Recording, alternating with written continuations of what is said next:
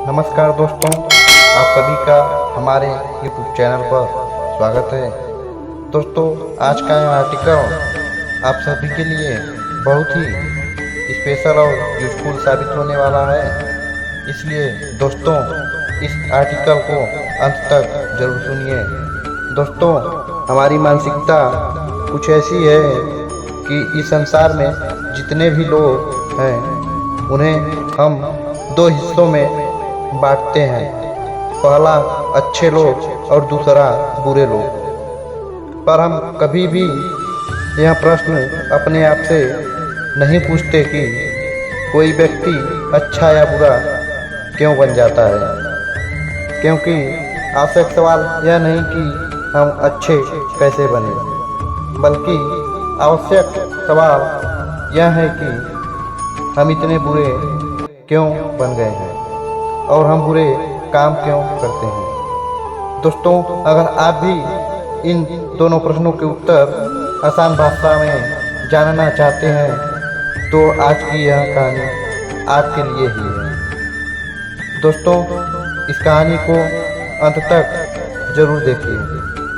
तो चलिए कहानी को शुरू करते हैं। एक नगर में एक बहुत बड़ा शातिर चोर रहा करता था और उस चोर के बारे में जानते तो सब थे, पर आज तक उसे कोई पकड़ नहीं पाया था।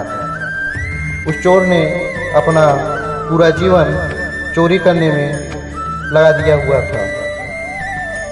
उसके पूरे नगर में और उसके आसपास के इलाकों में भी उसकी बराबरी का कोई चोर नहीं था।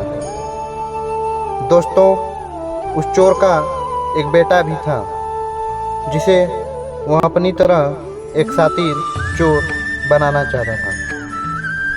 वह शातिर चोर अपने बेटे को हमेशा एक ही बात सिखाता था कि बेटा, कभी भी किसी साधु सन्यासी का उपदेश मत सुनना। अगर कोई तुमसे कुछ भी कहने लगे तो अपने कान बंद कर लेना और वहाँ से भाग जाना। उस चोर का बेटा उसकी इस बात को बचपन से ही सुनता आ रहा था, जिसके कारण उसके मन में यह बात बैठ गई थी। क्योंकि उस लड़के का पूरा ध्यान चोरी करने पर ही था, इसलिए वह भी अपने पिता की तरह एक शातिर चोर बन जाता है। हमारा ध्यान जिस भी चीज़ पर ज़्यादा होता है, हम उस चीज़ में माहिर हो जाते हैं। एक दिन वह चोर सोचता है कि छोटी मोटी चोरियां तो बहुत कर ली, क्यों न आज राजा के महल में ही डाका डालूं। राजा के महल में चोरी करने के उद्देश्य से वह चोर महल की ओर चल पड़ता है। मार्ग में उसे कुछ लोग की भीड़ नजर आती है। वो उस भीड़ की नज़र देखकर रुक जाता है और यह देखता है कि वो लोग क्या कर रहे हैं। जब वो चोर भीड़ के करीब जाता है तो वो देखता है कि सभी लोग एक एक करके एक सन्यासी के चरणों में गिरकर उनका आशीर्वाद ले रहे हैं। वो सन्यासी और कोई नहीं बल्कि गौतम बुद्ध जी थे। वो चोर बुद्ध को देखकर उनकी तरफ आकर्षित हो जाता है, क्योंकि उसने भी पहली बार इतने तेजस्वी व्यक्ति को नहीं देखा था। अचानक उसे अपने पिता की बात याद आ जाती है कि साधु सन्यासियों से दूर रहना चाहिए। एक बार वह सोचता है कि वहाँ से चला जाए, लेकिन फिर उसके मन में एक प्रश्न उठता है कि पिताजी ऐसा क्यों कहते थे। इस प्रश्न का उत्तर जानने के लिए वो चोर सभी लोगों के साथ बैठ जाता है और गौतम बुद्ध जी का उपदेश सुनने लग जाता है। बुद्ध उस उपदेश में झूठ बोलने की व्यर्थता और विश्वासघात के बारे में बताते हैं। उपदेश समाप्त होने के बाद वहाँ बैठे सभी लोग अपने अपने घर चले जाते हैं और वो चोर भी चोरी करने के लिए महल की ओर चल पड़ता है। रास्ते में चलते हुए चोर अपने मन में सोचता है कि क्यों न आज उपदेश में कही हुई बातों को मानकर ही देख लिया जाए। उसके बाद वो चोर महल की दीवार पर से कूद कर जाने की बजाय महल के द्वार से ही अंदर प्रवेश करने लग जाता है। ऐसा करते देख महल के द्वारपाल उसे रोकते हैं और उससे पूछते हैं कि कौन हो भाई और कहाँ जा रहे हो।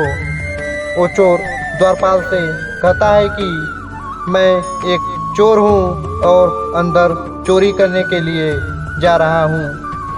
उस चोर की बात और उस चोर को बहुत जोर से भूख लगी हुई थी, इसलिए वो चोर रसोई में जाता है और पेट भर के खाना खाता है। भोजन करके वो चोर वहाँ से जाने लगता है।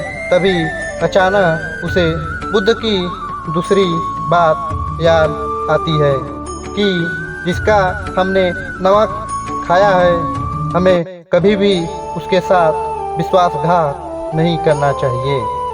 वो चोर मन ही मन सोचता है कि मैंने इन राजमहल वालों का नमक खाया हुआ है और अगर मैं इनके धन की चोरी करके ले जाऊंगा तो यह विश्वासघात होगा।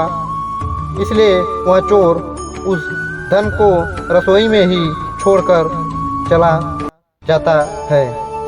ऐसा करते हुए उसे महल का एक व्यक्ति देखता है और वो शोर मचा देता है कि महल में चोर घुस गया है।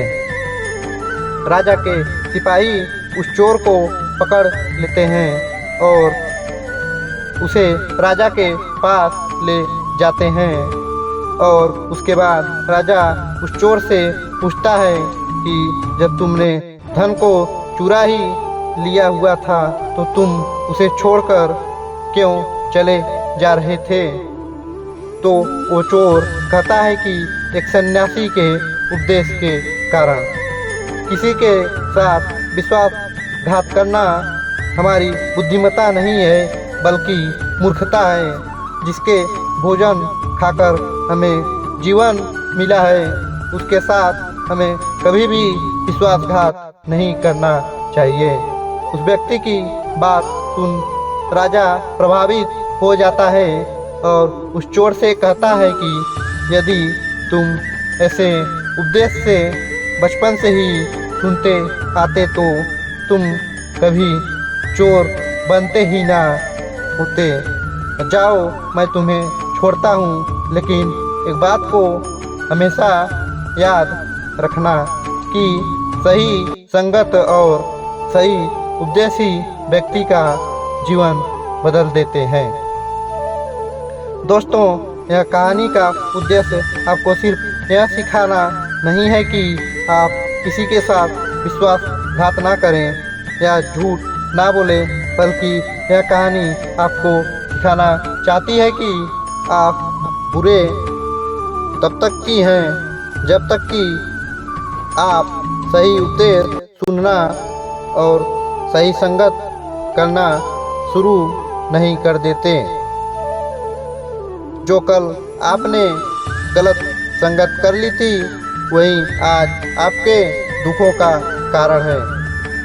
दोस्तों, यह कहानी आपको कैसी लगी और आपको इस कहानी से क्या क्या सीखने को मिला, यह हमें नीचे दिए गए कमेंट बॉक्स में कमेंट करके ज़रूर ही बताइएगा। साथ ही अगर आपको यह कहानी पसंद आई होगी तो अपने दोस्तों के साथ इसे ज़रूर शेयर कीजिएगा।